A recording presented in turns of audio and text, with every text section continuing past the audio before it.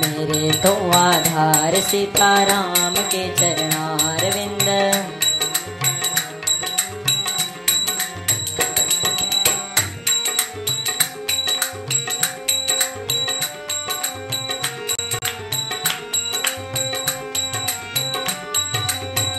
श्रीमन्नारायण नारायण नारायण,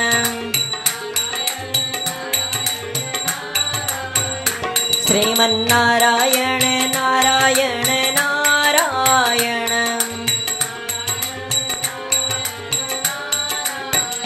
श्रीमन्नारायण नारायण नारायण,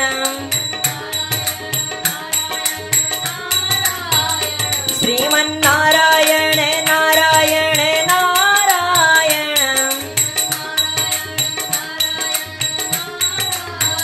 श्रीमन्नारायण नारायण नारायण,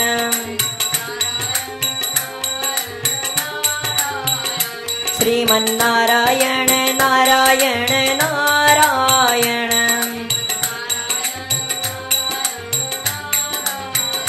श्रीमन्नारायण नारायण नारायण,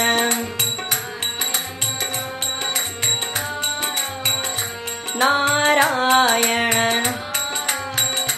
नारायण। बोले सर्वेश्वर भगवान की जय।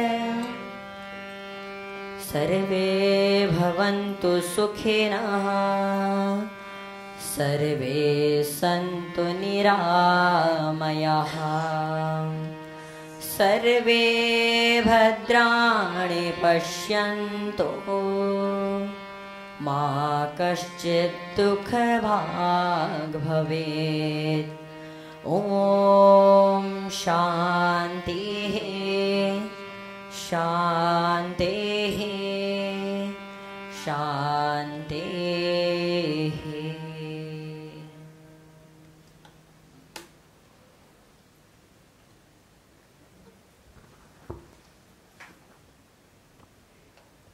Take just a moment and allow your eyes to close.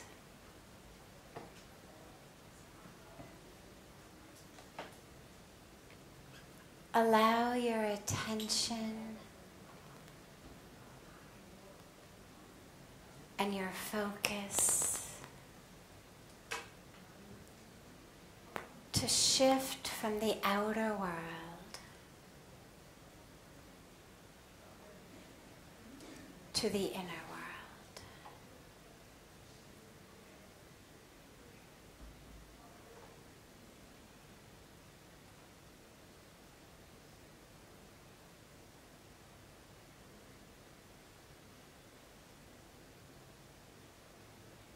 Allow the awareness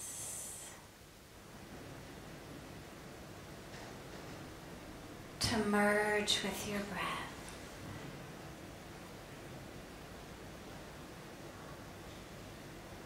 As it flows gently in and out.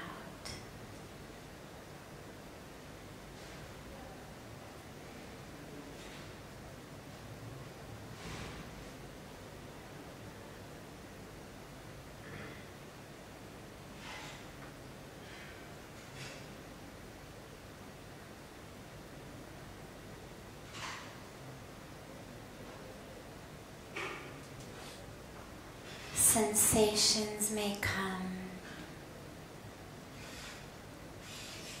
sounds may come, thoughts may come.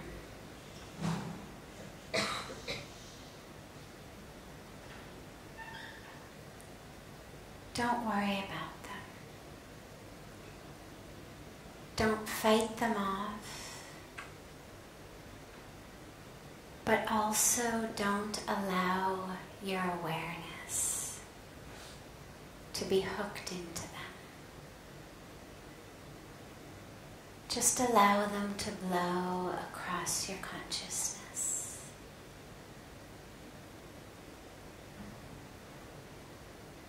like wispy clouds blowing across a blue sky on a windy day.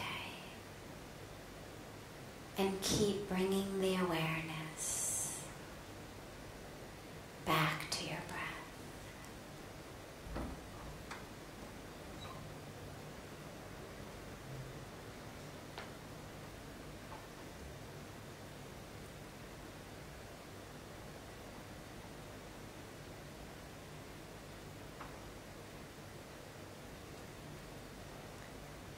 As you inhale,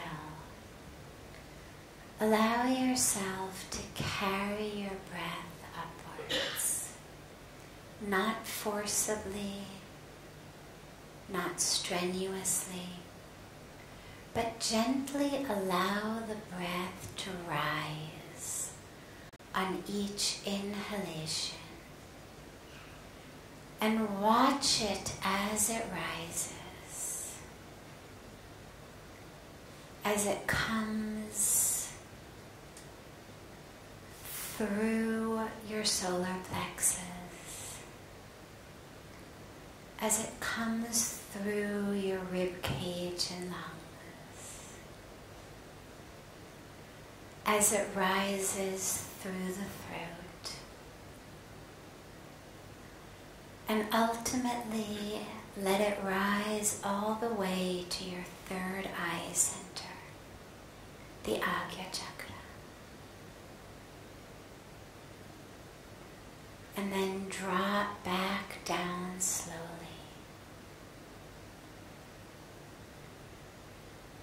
Back down below the navel.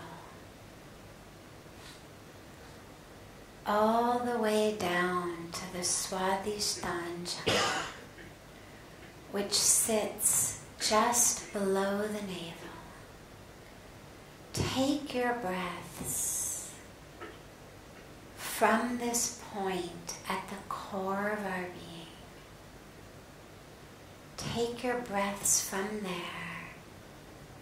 Carry them up. And if you can't reach all the way to the third eye, don't worry. Take it as high as you can go. And then let it come back. Rising higher and higher on each inhalation,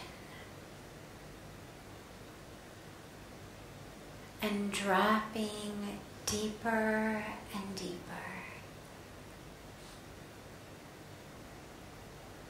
into the core self on each exhalation.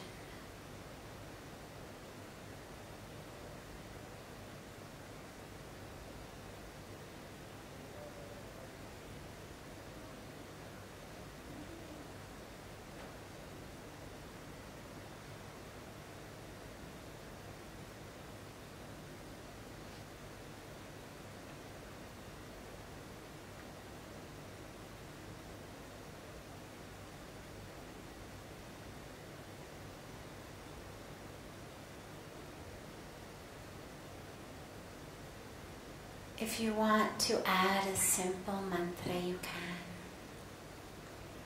You can chant silently to the self. So, on the inhalation, and hum on the exhalation. So, hum. It means I am that.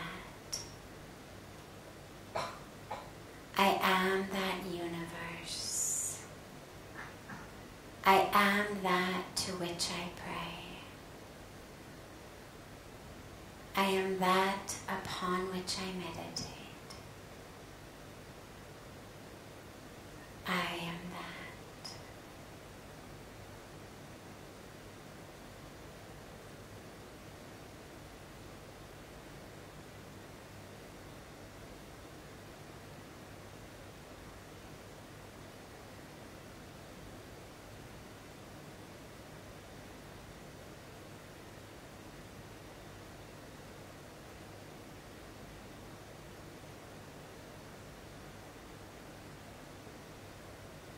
higher and higher to the awakening of the third eye on the inhalations, and deeper and deeper on the exhalations.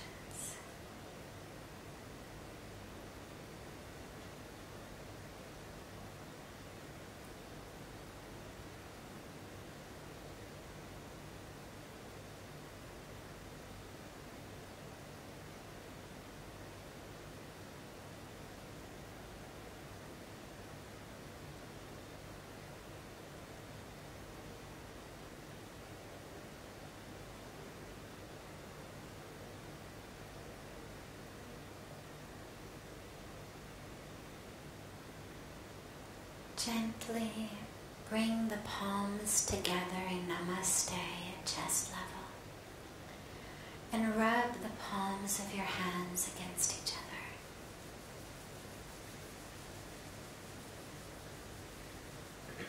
Place your palms over your closed eyes.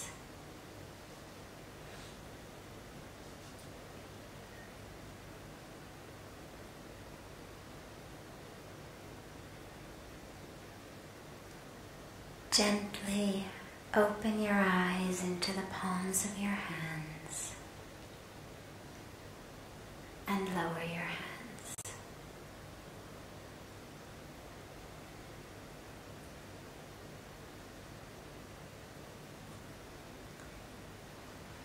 Welcome to Satsang, everyone.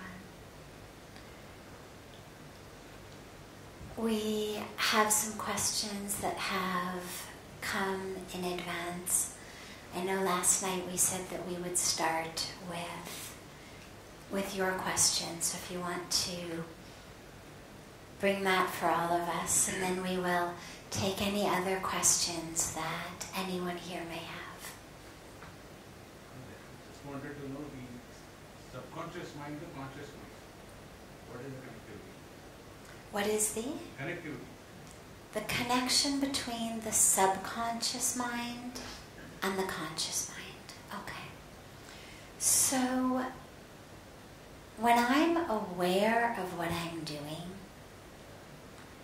my conscious mind is connected to my experience.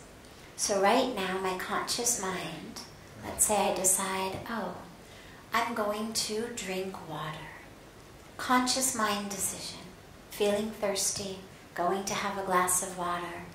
Ah, there's this plate, I'll take it off. I'll drink it. Drink it consciously. Think, oh wait, I've got a microphone at my mouth. I have to be careful not to pour the water all over the microphone or I'll ruin it. But it requires a bit of conscious mind attention. The conscious mind is that of which I am consciously aware in that moment. So I know I'm thinking about drinking water. The goal of our life is to be operating from our conscious mind as much as possible. All of the practices of mindfulness, awareness, all of the meditation techniques of so many different religions and traditions are rooted in mindfulness, awareness, be in the now, be here now, right? All of these teachings that we're given, what they really mean is live in your conscious mind.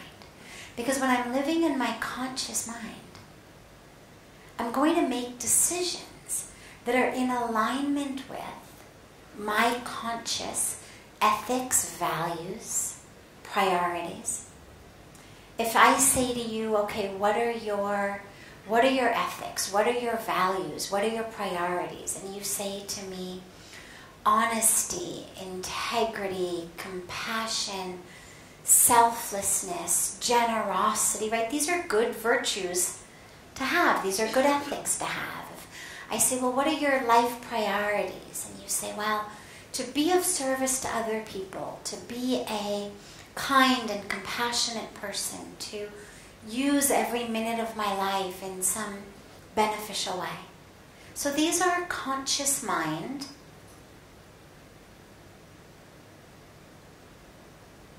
Ethics, values, priorities, decisions.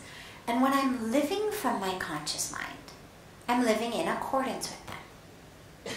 The more mindful I am, the more in accordance with my conscious mind, goals, beliefs, virtues, I'm going to live.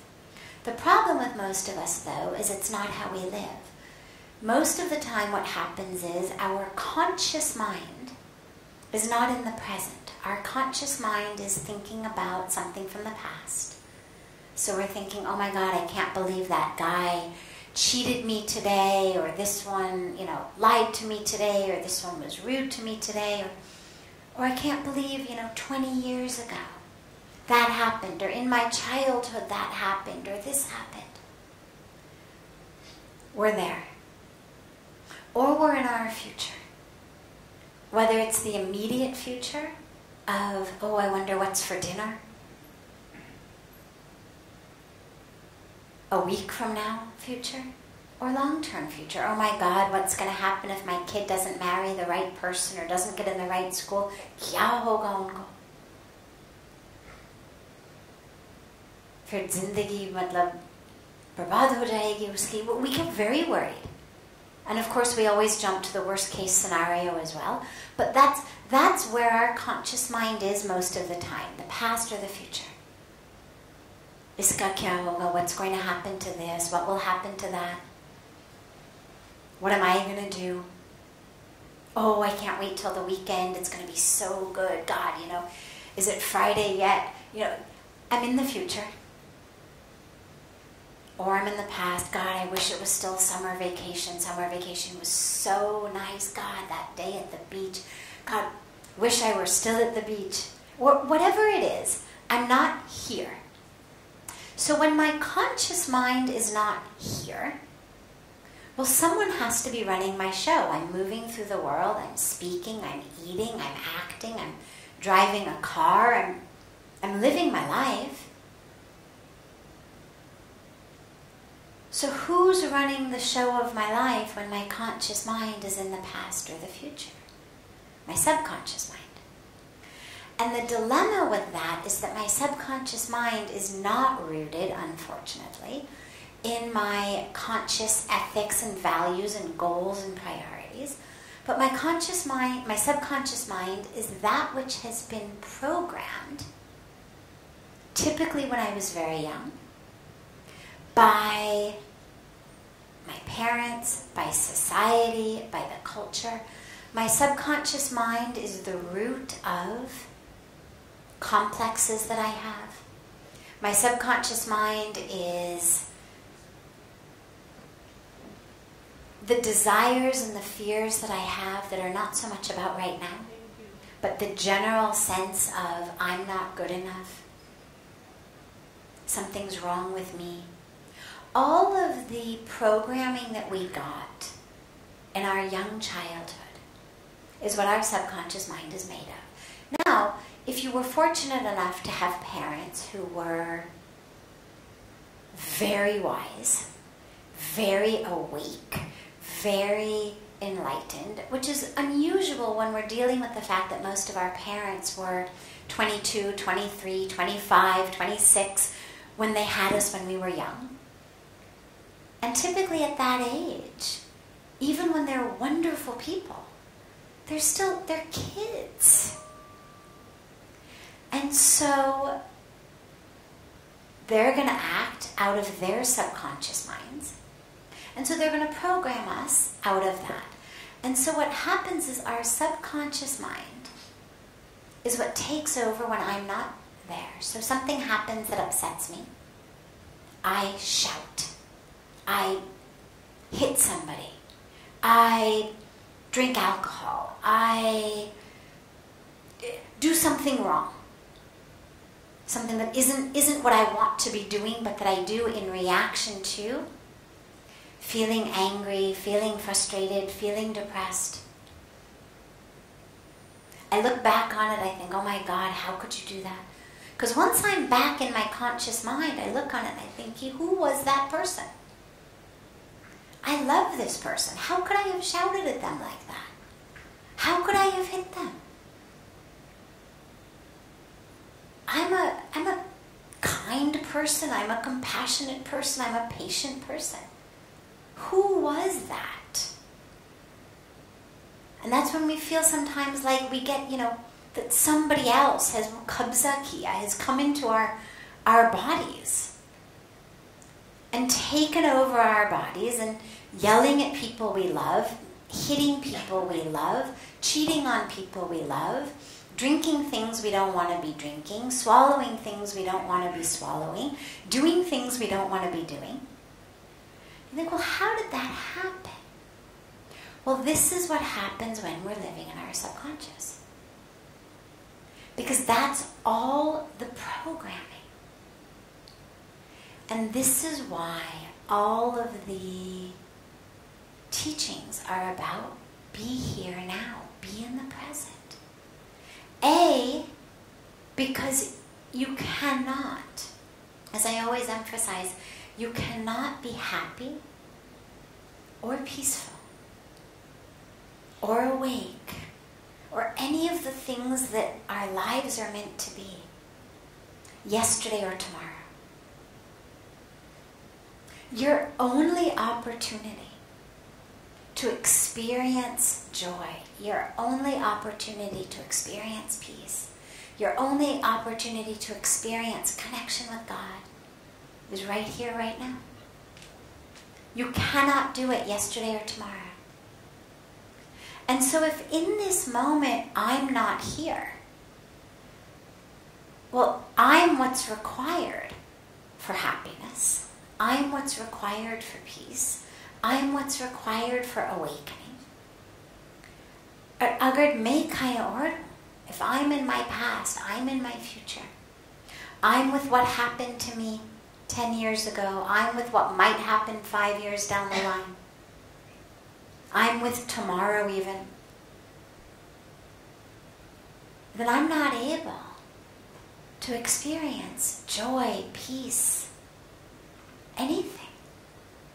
And, so that's problem one. And problem two is, my autopilot, if the pilot goes to the bathroom, who takes over the plane? Well, the autopilot.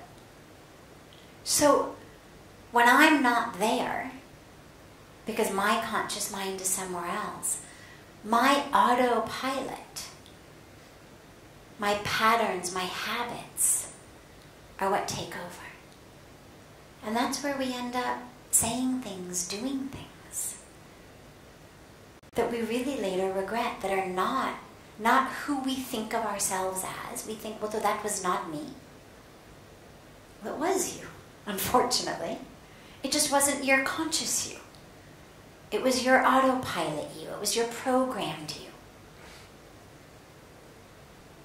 And so to live in our highest state, we have to stay conscious, which is where the practice of meditation comes in. Because in meditation, our mind wanders, we bring it back.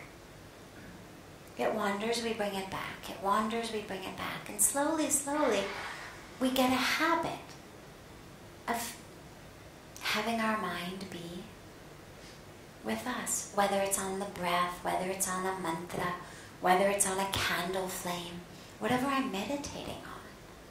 I've developed a habit of having my mind there. So then as I move through my world, when I find myself thinking yesterday, thinking tomorrow, I've got a habit in place already that brings it back. Ah, this breath. Ah, this glass of water. Ah, walking, yeah. Toes down. Ball of my foot down. Heel down. Can I just bring my awareness into every moment? When I do that, that's when I live consciously.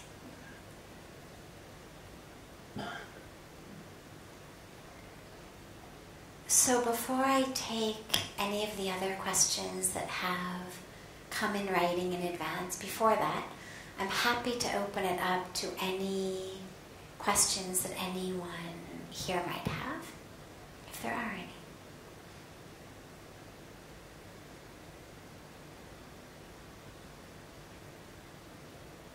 Okay, so I'll take one that has come to us from our global family who join us through this wonderful invention of technology that allows us to be here on the banks of Ganga and connected to our world family everywhere. How do we face disease and the fear of death with serenity?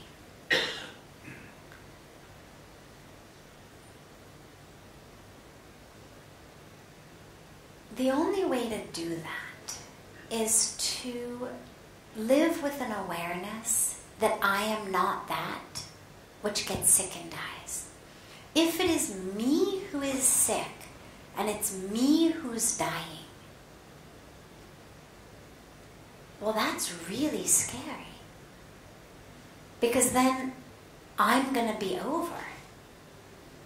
I will die. I will be finished. I will dissolve. I will disappear. I will be extinguished. And that's really scary. Anything in the world, take a mosquito, take an ant, anything in the world does everything it possibly can do to protect itself. Nothing in the world, regardless of how low its level of consciousness may be, wants to die. Everything wants to stay alive.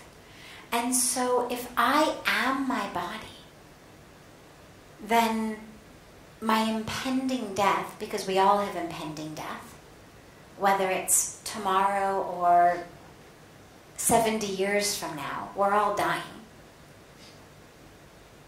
None of us is not dying. And of course, regardless of how old we are, we have no idea whether that's going to be today, tomorrow, or 70 years from now. Nobody comes with a warranty, unfortunately. You know, you buy something that says 5-year warranty. At least you know for 5 years I've got this thing, and if not, I'll get a good replacement. But life doesn't come with even a 24-hour warranty. So if I am the body, then it's very, very difficult to face that with serenity, because then I'm going to be extinguished. And so the only way to do this is to understand I'm not the body. I have a body. I love my body. Through this body, I experience the world. I mean, sure, if, God came down and said, all right, is there, what can I do for you? Tell me, what would you like to change? We all would come up with things that we'd like to change about our bodies. But we love them anyway. We should love them anyway, regardless of how much we'd want to change, because they are the way that we experience the beauty of the world. If we didn't have a body, we would never see sunsets. We would never look in the eyes of loved ones. We would never be able to hear the sound of Ganga as she flows by. We'd never be able to hear music. We'd never be able to hear the voice of our loved ones. And so the body is that which enables us to experience. The body is also our vehicle for awakening. If we didn't have a body and a brain, which is part of the body, we would not be able to meditate. We would not be able to inquire. We would not be able to chant a mantra. So our consciousness would still exist, of course, as the universal consciousness. Soul would still be there, of course, but we would have no way of knowing that. We'd have no way of experiencing consciousness, soul, divinity. So our body is the medium for our awakening. And our body is the medium for us to experience divinity. But we have it, we aren't it. The body is form, it's matter. And everything in matter disintegrates. And it disintegrates at pretty predictable rates. But no matter, nothing that is matter, doesn't disintegrate. And we know the matter of which our body is made. We know the elements our body is made of. And so we know approximately the rate at which that body is going to disintegrate. Along the way, we also get illnesses. Things go awry with the body. But if I am the body, then I am sick. No, I'm not sick. The body is sick. I'm going to do everything I can to treat it, to heal it. I want to stay in it as long as I can, as long as it's healthy. There's so much work to be done. There's so many artis to participate in. There's so many sunsets to see. There's so many people to love. I mean, there's so much. So we're going to do whatever we can to treat it. But we don't lose the peace, because the peace comes from knowing who we are. If our peace in any case is based on the physical body, it's very shallow. If I'm at peace right now because everybody's being really quiet and listening to me and being really nice, and then it's not a very stable peace. Because then the minute I'm somewhere where people are not being very quiet and listening very nicely, then your peace goes. If you're happy because it's a warm summer day and you like warm summer days, then when it's a cold winter day, you're no longer happy. So if our peace and our happiness is rooted in the stuff of the body anyway, we need to take it deeper. Because there's going to come a time, probably within a few minutes or a few hours, in which whatever happiness or peace we had is going to go. Because the body keeps changing. Our situations keep changing. The moment keeps changing. And if it's only in the fact that that moment is giving me what I want, well, when the next moment doesn't give me what I want, peace is over, happiness is over, joy is over. So that's not what we're looking for anyway. And the only way to get the peace and the happiness that doesn't disappear with every moment is to get it deep within the soul. That which doesn't go up and down. And so when I'm able to connect with that, when I'm able to connect with a part of me that isn't that which is constantly changing, that isn't disintegrating, but the me that has been constant throughout, in my case, 47 years of bodily changes. There's an I that's consistent and constant. I can look at pictures of myself 20 years ago, 30 years ago, 40 years ago. Recent ones look like me. The ones 40 years ago don't look anything like me. If I showed you a picture of me at 7, you wouldn't know, oh yeah, that's the same one. Probably. Body has changed so many times. But there's an I that's consistent. There hasn't even been a gap. There's no place where I've said, oh my God, okay, new body, all right, who am I? Consistent. Who's the I? What is it that's consistent? Who is that I? All of my body has changed. My situation has changed. My environment has changed. But I is here. Who is that? I is here when I'm awake. I is here when I'm asleep. I'm saying I in my dreams. Who's that? Who's that I?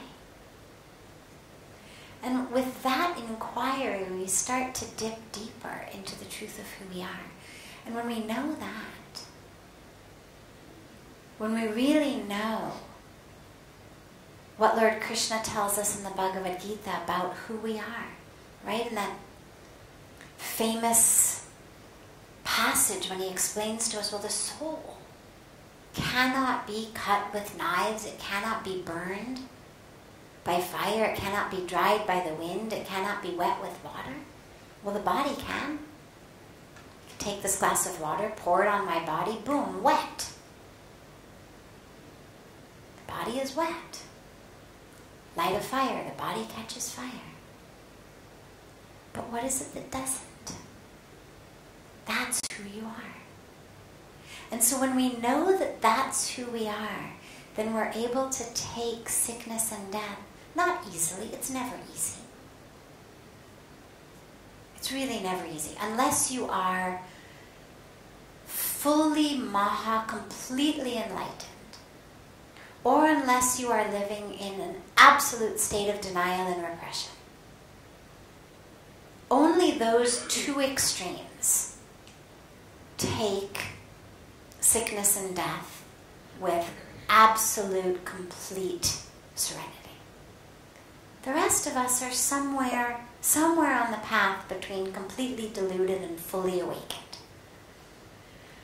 And on that path, it's never easy. But this is where we keep reminding ourselves, bringing the awareness back in that moment of illness, in that moment of impending death. Ah, yeah. Back to who I am. Back to who I am. I'm not the feverish body, right? I'm not the mucus-filled lungs. I'm not all of these things. I have them, but I'm not them. I'm not the body that's about to stop breathing. I'm the one who's in that body. And even when the body stops breathing, even when it comes much earlier than we wish it would, I'm still there. Maybe I'll get another body. Maybe I won't get another body and I'll just merge formlessly into God. But either way,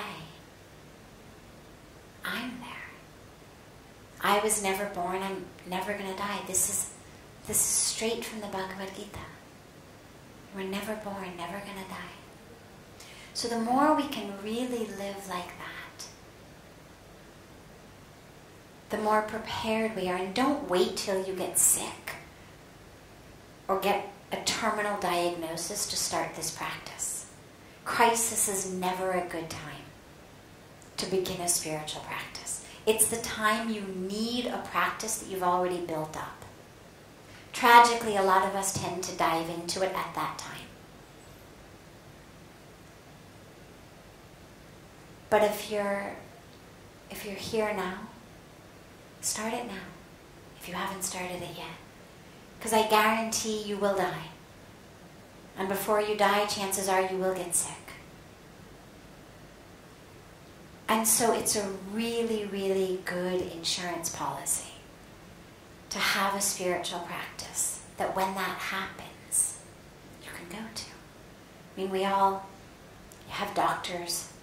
Some people have health insurance. Some people have, life insurance, because we know. We know it's going to happen. Well, that's only going to take care of our body or our loved ones whom we leave behind. But what about my experience of being the one who's sick and dying? Well, no insurance is going to take care of that. The only insurance for that is my spiritual practice. So we started.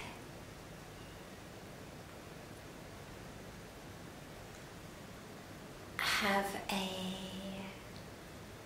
wonderful rest of your evening, beautiful evening, and we'll see you all tomorrow. And if you have questions we didn't get to tonight, or you have a question that you feel shy about asking publicly, or a question comes to you over dinner or while you're falling asleep tonight or whatever, and you're not going to be with us tomorrow, you can get it to Lori And she will get it to me in writing in advance, which we'll take up over the next few days.